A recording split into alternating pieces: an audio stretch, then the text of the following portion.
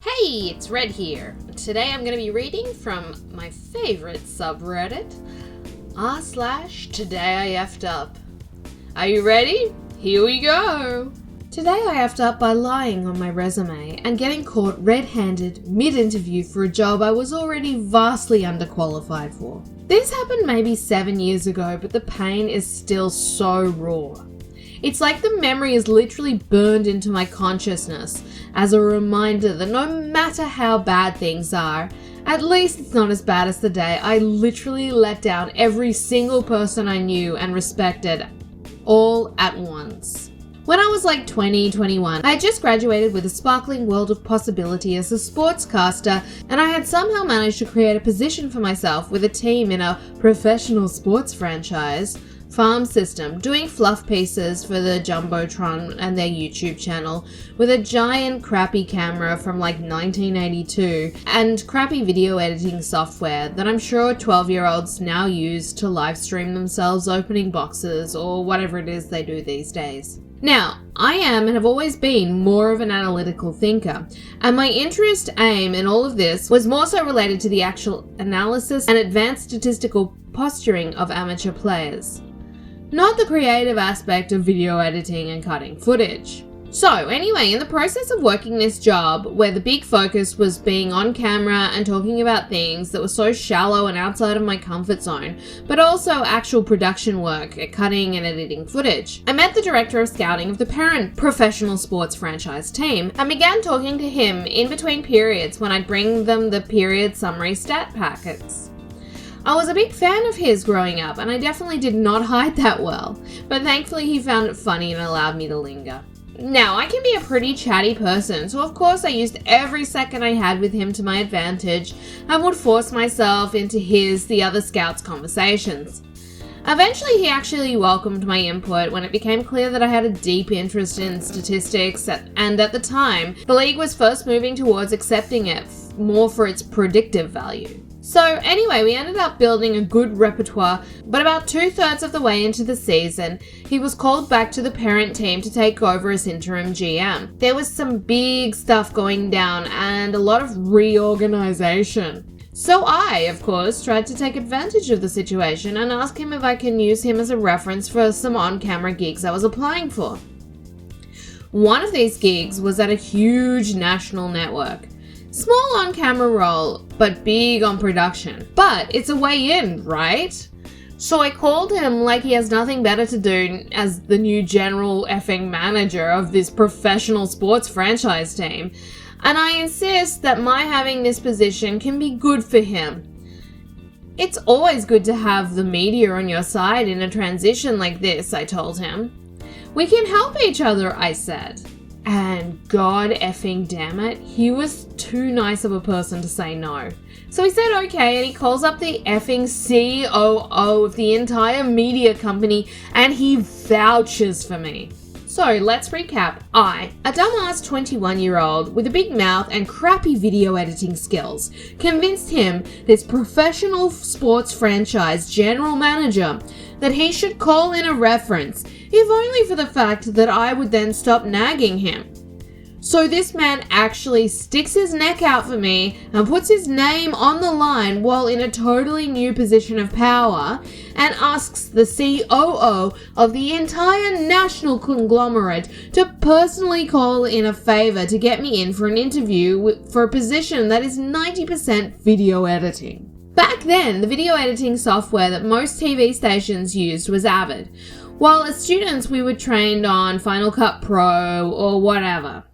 Now, Avid is a whole different type of situation. The computer controls, equipment, keyboard are all completely unique. So when the job called for Avid, I thought to myself, okay, I can handle this. How different can video editing software be? So I add proficiency in Avid to my resume. Harmless, right? So anyway, the COO calls in the favor. I get phone calls from the news and sports director personally, and they are telling me how glad they are that I have this interest and can I send over a demo reel and blah blah blah. I'm on effing cloud 9, right? I never in a million years could have imagined the stars aligning in more perfect arrangement.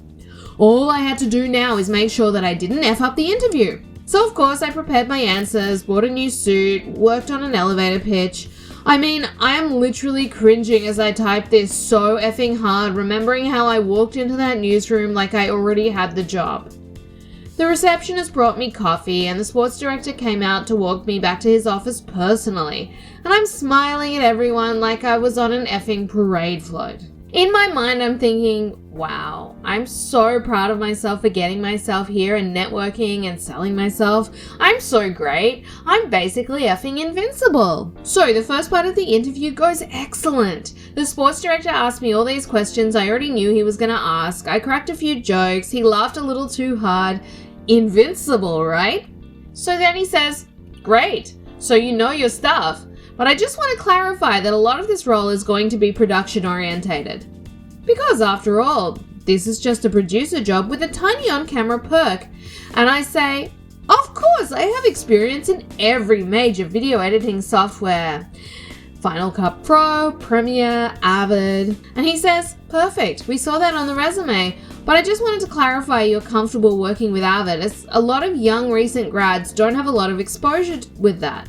Oh yeah, of course, I have years of experience, I say. I used to produce for a local TV station near school, which isn't entirely untrue. I did work on the Avid computer like twice in the time I interned there, but mostly used Final Cut Pro for their digital content. But what could it hurt? Worst case scenario, I could just go home and learn it before I start. Easy peasy. So just as I think this lovely interview is coming to a close, he says, great, so the hard part's over. Now Pat here, a large bristly man walks in, is going to take you to the edit bay and you just have to cut some quick clips. Nothing fancy, we just have to go through the motions. You understand? I most certainly did not effing understand. No one told me they were going to be effing fact-checking me. Oh, now I have to be able to actually do the job? This was not what I signed on for.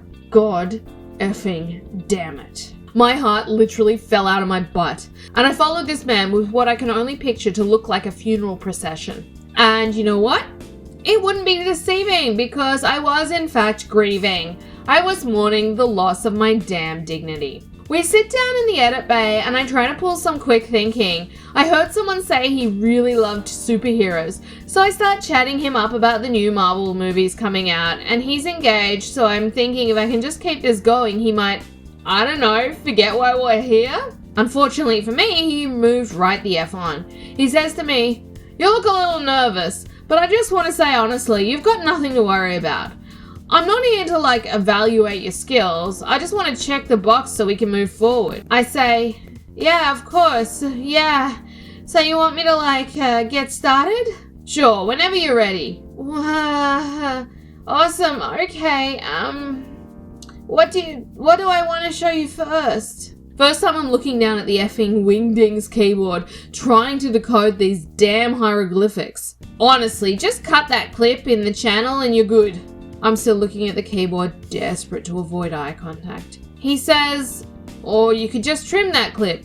You know, whatever you want. Still no response. You want me to open up an existing file so maybe you don't have to worry about the ingestion? I'm more worried about my digestion at this point.